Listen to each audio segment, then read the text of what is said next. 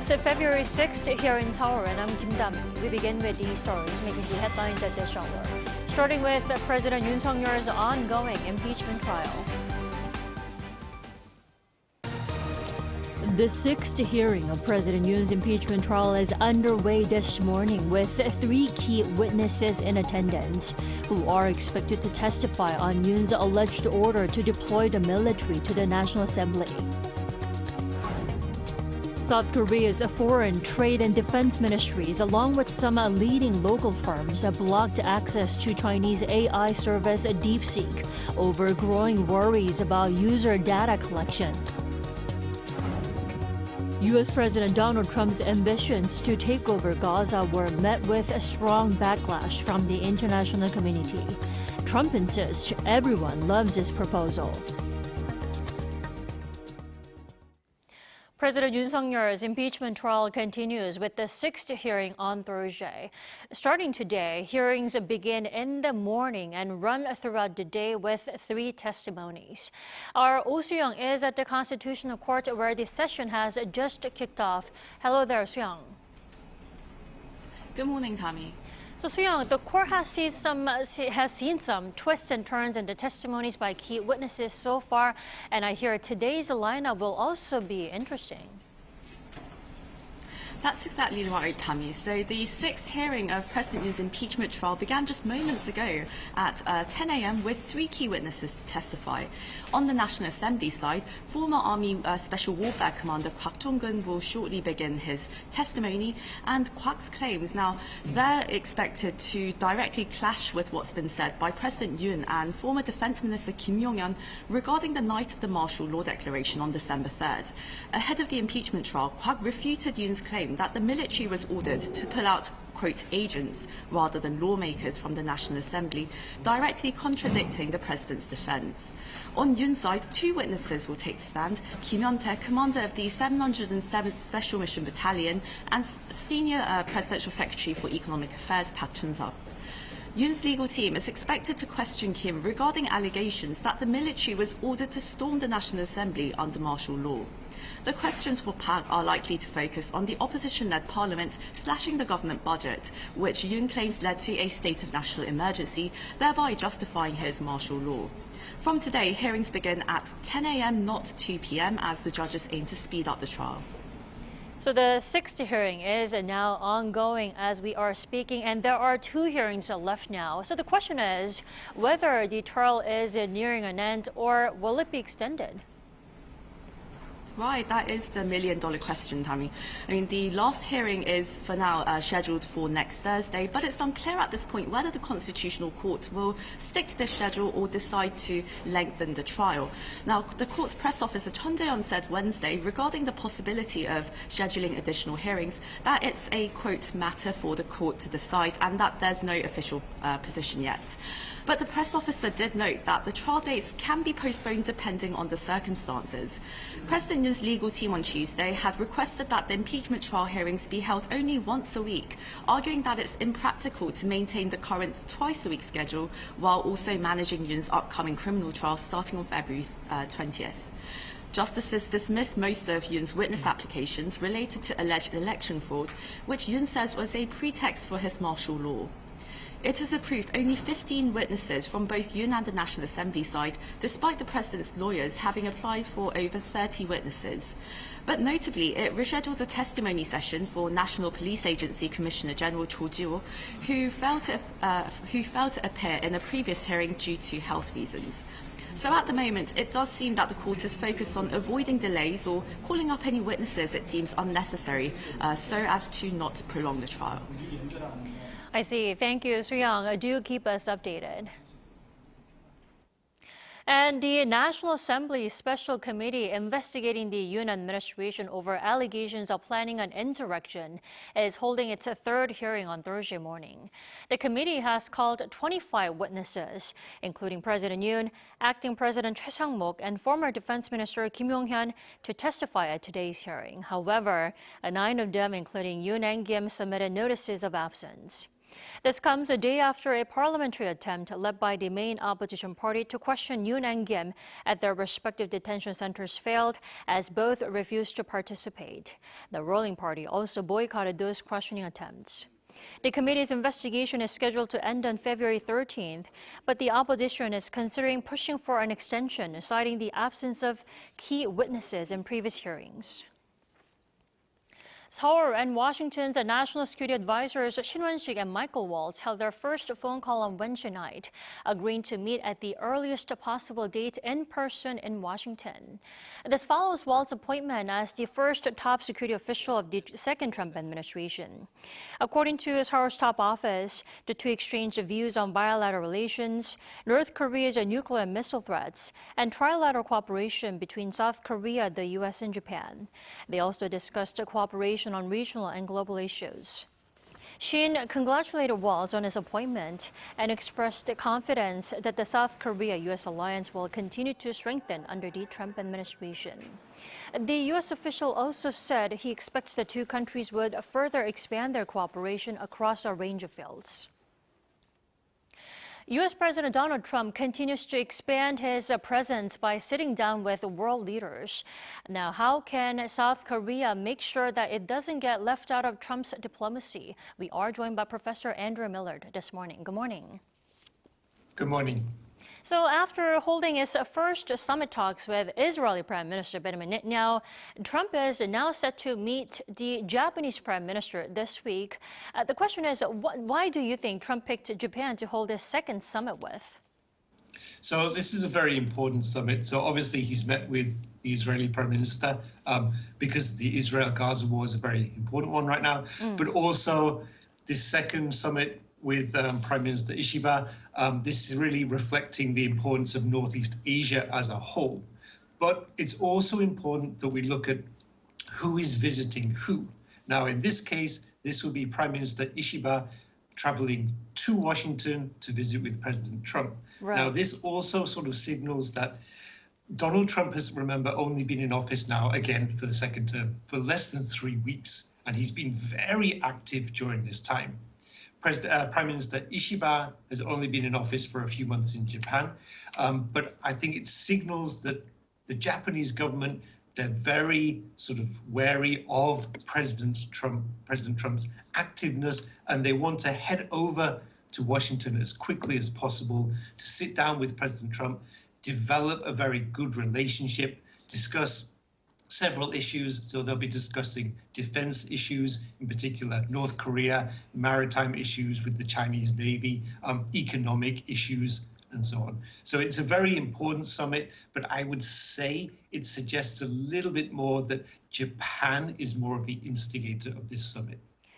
Well, good for Japan, but for South Korea, we have been going through a rough time ever since the martial law order was issued last December, which means that diplomacy is not at the forefront, especially with the country's leadership at risk. How should South Korea be worried that no Seoul-Washington summit is in sight? Well, as you say, right now, diplomacy, it's not at the forefront of South Korean politics. And to be honest, that's rightly so. So right now, we have these domestic issues in South Korea with the impeachment process of President Yoon. Now, what South Korea needs to be careful of, it's not to rush through this process just to create a new leader. What South Korea needs to show the whole world, not just the US, but the whole world, is that South Korea, it has these democratic institutions. It has these democratic processes. It's not going to rush through those just so that it can have a leader on the global stage. Now, having said that, obviously, we do need a new leadership. Having a new leadership will be very important. And so once we get this new leader, whether that's a continuation of the Yoon government or whether it's a new government, then it'll be important. But also, I think for South Korea, when President Trump was last in office, South Korea was a bit of a target for the Trump government. They renegotiated the FTA. There were defense talks. Because all of that happened in the first term, I don't think it's as important for the second term. So I think the good relations between the US and Korea, despite the lack of Korean leadership right now, they will continue. So you're saying that we can take our time to, get settled down Right. first and then build, a new relationship with Trump. Exactly. Then, Professor Millard, how can we approach the Trump administration so that we don't get left out in the meantime? So right now, this is really the role of the ambassadors. So even though there's no president right now in office in Korea, we do have an acting prime minister. But more importantly, this is where the role of the ambassadors will be much more important. So right now in America, we have Jo Hyun-dong, who's the acting ambassador for the Republic of Korea to America. His role should be very active to go to the various ministries, if he can, to the White House, just reaffirm that South Korea is open for business. Everything is going as normal. Again, we have this impeachment process, but these democratic processes, we're not going to rush through those. Everything is in order in South Korea. There's nothing to worry about. We are open for business. Well, Professor Millard, speaking of ambassador, the formal appointment of Kim Dae-gi, he is the ambassador designate to China, and President Yoon's former chief of staff, that appointment has been delayed because of the whole Yoon's impeachment trial. Now, isn't this a big concern that the post is vacant, especially when we see another trade war growing between the U.S. and China? Exactly. So right now, as you said, this trade war is starting to grow. Donald Trump, he's only been in office again for a few weeks, but we're seeing very quick responses. And so the fact that South Korea, it doesn't have an ambassador in China, this is quite worrying. So I know that the Speaker of the National Assembly for Korea, he's in China this week. I think it's Woon-sik. So that's a very important step, but he's only going to be there for a few days. The Chinese government, when they want to connect with South Korea to talk about economic issues, defense issues, whatever, here, the fact that there's no ambassador, the fact that there's no acting president in Korea, this is a little bit worrying given all of these very fast moving issues that are happening right now. It is indeed. Professor Millard, I'm sure you remember back in summer 2023, we saw the historic Camp David trilateral summit between Seoul, Washington, and Tokyo. Can something similar to this happen again during the Trump administration, or is it pie in the sky, or is it too early to speak about that? I would say it's a little bit too early, and not just because of President Trump, because the whole summit will have potentially a complete leadership change. Back in 2023, it was President Biden for the US, Prime Minister Kishida for Japan, and President Yoon for Korea. Potentially, if President Yoon is removed from office, then the three leaders from all three countries will change. So there's a lot of variables that we need to look at in that situation. Potentially, it could happen, though. Alrighty, Professor Millard, thank you so much for joining us this morning. We appreciate it. Thank you.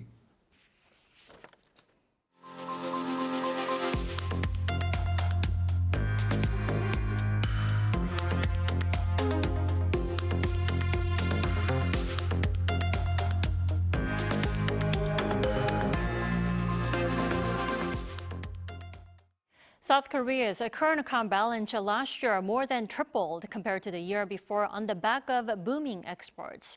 Data from the Bank of Korea on Thursday showed that the country's overall current account balance in December was the highest any month of December on record, ending the year with a current account balance surplus of $99.04 billion.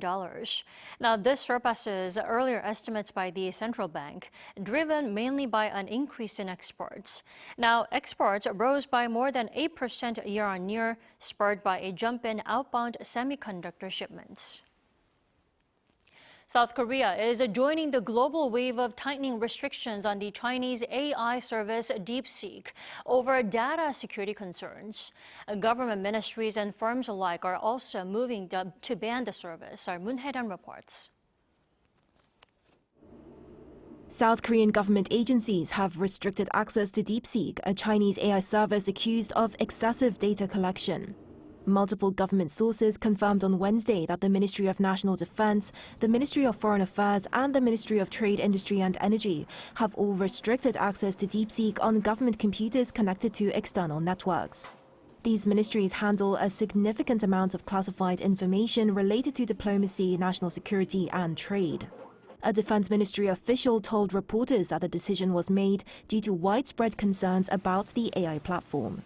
The move comes just a day after the Ministry of the Interior and Safety issued an advisory to central government ministries and 17 metropolitan and provincial governments, urging officials to be cautious when using generative AI services like DeepSeek and ChatGPT.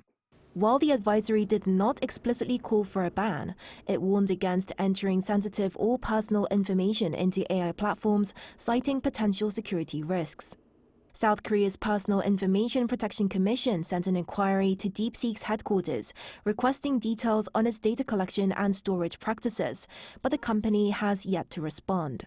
The private sector is also taking action, with major Korean tech companies restricting the use of DeepSeek.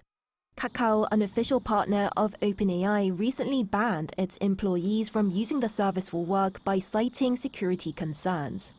LGU Plus also issued a security notice banning employees from using DeepSeek for work on the company network and advised employees to avoid using DeepSeek on personal devices. Samsung, SK and LG Electronics have long prohibited unauthorized software on company devices, while Korea Hydro and Nuclear Power recently reinforced its AI security policies, banning DeepSeek on its internal network. DeepSeek has also been banned from government computers in Australia and Japan, while Italy has gone as far as banning the app entirely. In the US, the state of Texas has blocked DeepSeek from government-owned devices. Meanwhile, the European Union and the UK are closely monitoring potential risks associated with Chinese AI platforms. 문혜련, Arirang News. World leaders criticized U.S. President Donald Trump's plan to take over the Gaza Strip. But Trump insists everyone loves his proposal. Lee Seung-ja has more. During a meeting with Israeli Prime Minister Benjamin Netanyahu on Tuesday, U.S. President Donald Trump proposed that the U.S. take over the Gaza Strip and resettle the Palestinian population. His plans to turn the area into the Riviera of the Middle East were heavily criticized by Western allies on Wednesday. The French Ministry of Foreign Affairs stressed its opposition to any forced displacement of Gazans, adding that Paris will continue to push for the implementation of a two-state solution.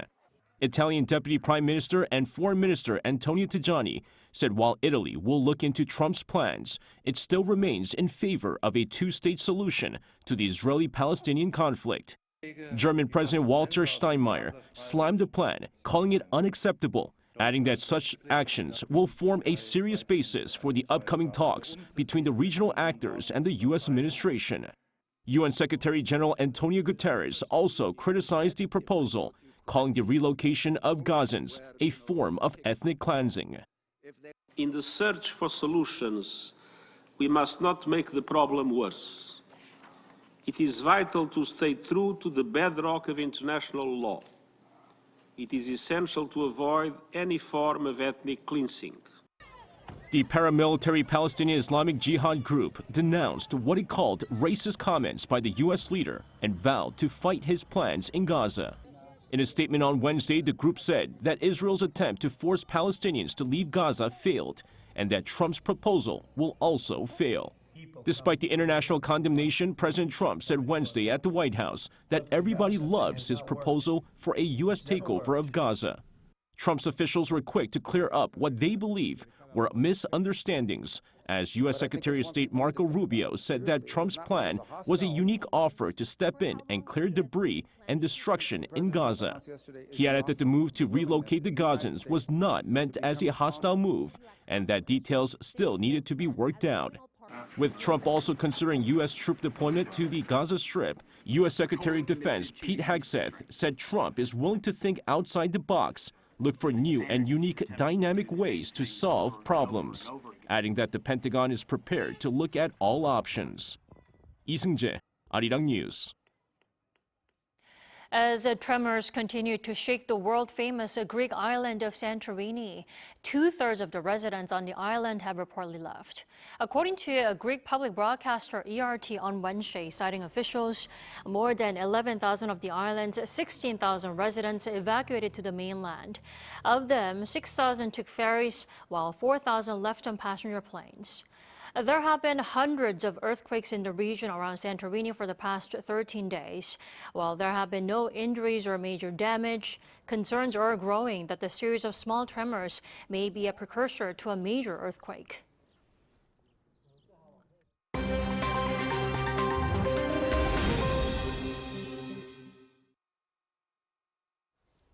Good morning, I'm Choi Ji-hee, and this is The World Now. The United States Postal Service has announced that it has resumed accepting parcels from China and Hong Kong following a brief suspension after recent tariff changes. On Wednesday, the U.S. Postal Service announced it would resume accepting all inbound mail and packages from China and Hong Kong, reversing a suspension that lasted less than a day. The initial halt came in response to the U.S. government's imposition of a 10% tariff on Chinese imports, as well as the suspension of a customs exception, which previously allowed packages valued under $800 to enter the country duty-free. The brief suspension had raised concerns among e-commerce platforms like Temu and Shein, which heavily rely on direct shipments from China to U.S. consumers. Following the resumption of accepting parcels, Temu's parent company, PDD Holdings, saw its stock recover some losses. The UK has announced an additional financial aid package to support Ukraine during a visit by the British Foreign Secretary to Kyiv. Approximately $68.7 million in financial support was announced by British Foreign Secretary David Lammy on Wednesday. The new aid package aims to bolster Ukraine's resilience against Russian aggression and is designed to cover energy initiatives, economic recovery, and social services. The announcement follows the recent signing of a 100-year partnership agreement between the UK and Ukraine in January, aimed at strengthening defense cooperation and economic collaboration. Since Russia's invasion, the UK has committed a total of £977 million, or approximately $1.22 billion in support for Ukraine. Russia and Ukraine conducted a major exchange of prisoners of war on Wednesday, with each side releasing 150 soldiers. The swap took place in an undisclosed location mediated by the United Arab Emirates. The released Russian soldiers were transported to Belarus for medical examination and rehabilitation before returning to Russia. Ukrainian President Volodymyr Zelensky confirmed the return of Ukrainian personnel, including members of the Navy, Air Force, and ground forces. The last exchange of prisoners took place in December of last year. Over in the U.S., a statue of Portuguese football star Cristiano Ronaldo was unveiled in New York City's Times Square on Wednesday. Standing at approximately 366 centimeters tall, the bronze statue was created by sculptor Sergio Fornari to celebrate Ronaldo's 40th birthday. The statue was mounted on a truck and painted in green, red, and gold, the colors of the Portuguese flag. The event attracted a large crowd of fans, many waving Portuguese flags and chanting Ronaldo's signature, Su Celebration. The statue will be taken on a tour around the world by the creator.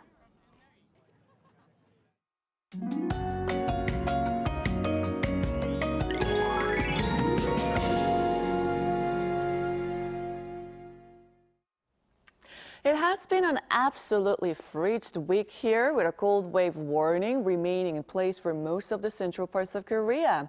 In Seoul, we woke up to lows of around -12 degrees Celsius, but with the wind chill, it feels even colder. And if you think that's bad, some parts of Gangwon-do province have dropped to -20 degrees. Snow and bitterly cold winds are making conditions even tougher for the west coast of Jeollado and Jeju, with 3 to 8 centimeters of more snow in the forecast through this morning. Then snow returns to central regions continuing into Friday. The capital could see up to 5 centimeters. Jeollabuk-do could be getting 5 to 10 centimeters of snowfall. Be careful careful out on the roads. Bone-chilling temperatures will ease just a bit, with highs jumping to above freezing in Seoul at 1, Daegu, Gwangju at 3 degrees. We'll have to wait until early next week to see some much-needed cold relief. Stay warm and keep those hot drinks close.